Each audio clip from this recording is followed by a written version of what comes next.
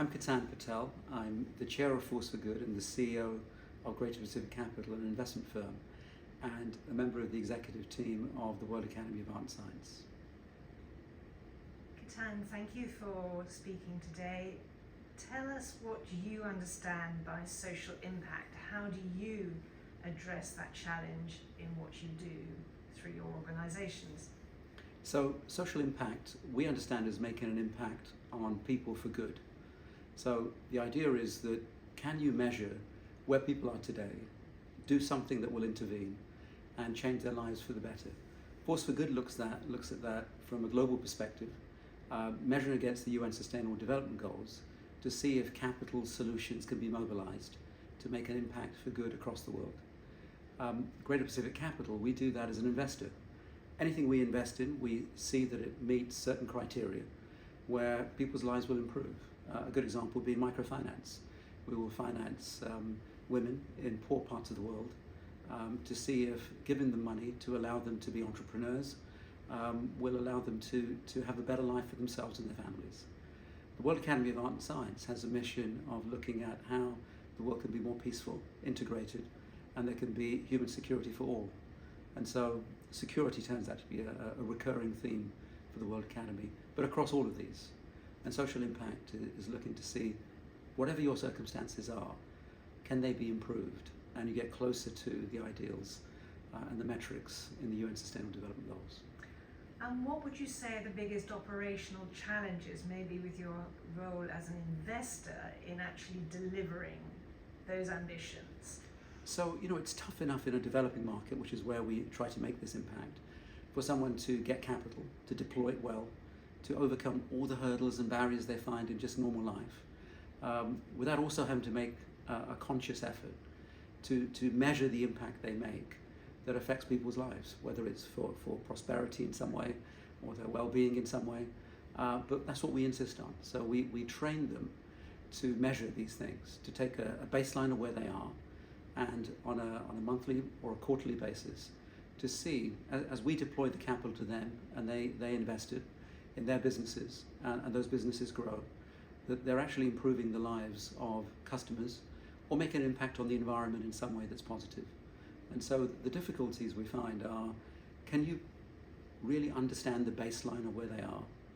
Can you see how the world is changing around them and how what they do makes an impact on that world in some way?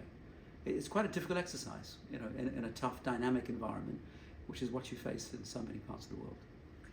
Can you give us an example of a project that you, as an investor, or maybe through your Force for Good initiative, Sure. Are doing that really illustrates what you're trying to do Sure. and how important Sure. this is? So I'm going to link two things. So in Force for Good, we see financial inclusion as one of a series of metrics that is very important for the world. Approximately 2/3 of the world don't really have meaningful financial inclusion. Too many of them don't have a bank account, but if they do, it's dormant. They don't really consume financial product, so they don't have savings accounts, insurance policies. They're almost at the mercy of the environment around them. So in Force for Good, what we saw was the Indian government, over a period of 8 to 9 years, introduced technology which allowed 500 million people to open a bank account and access financial product. For the first time, they had a savings account, they had a debit card, they had an insurance policy for accident cover. They were then given critical health care. This is a revolution in their lives. This has completely transformed them and underpins the economic growth of the country.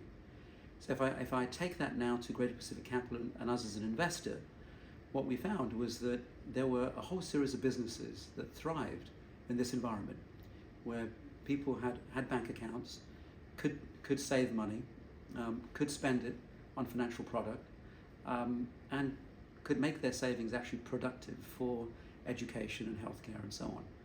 And so we studied that, and we found a company we wanted to invest in that gave loan to women, as I said earlier. And we backed that business with capital so it could grow. And what we found was it's a profitable business, even at fairly modest interest rates.